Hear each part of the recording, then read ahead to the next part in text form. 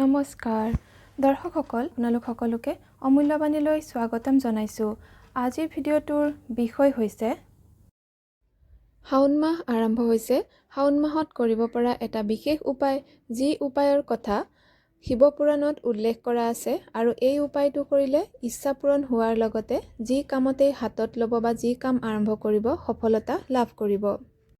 উপায়টো সোমবাৰে যিকোনো সময়তেই কৰিব পাৰিব। উপায়টো কৰিবৰ বাবে আপোনাক লাগিব গংগাজল আৰু লাগিব এটা যদি পাৰে চিচাৰ টেমা ল'ব, আৰু যদি চিচাৰ বটল বা টেমা নাপায় প্লাষ্টিকৰ হ'লেও ল'ব।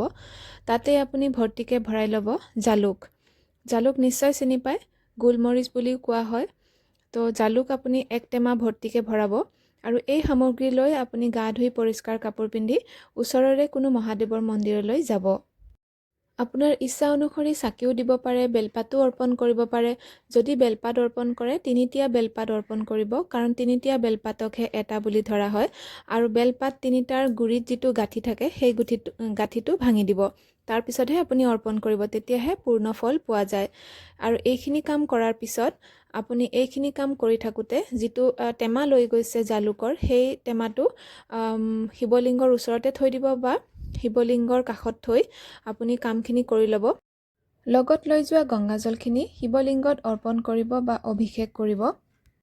তাৰপিছত জালুকৰ এই টেমাটো শিৱলিংগত স্পৰ্শ কৰি লৈ আহিব ঘৰলৈ, আৰু ঘৰলৈ অনাৰ পিছত আপুনি য'ত চাকি দিয়ে সেই স্থানত এই টেমাটো থৈ দিব।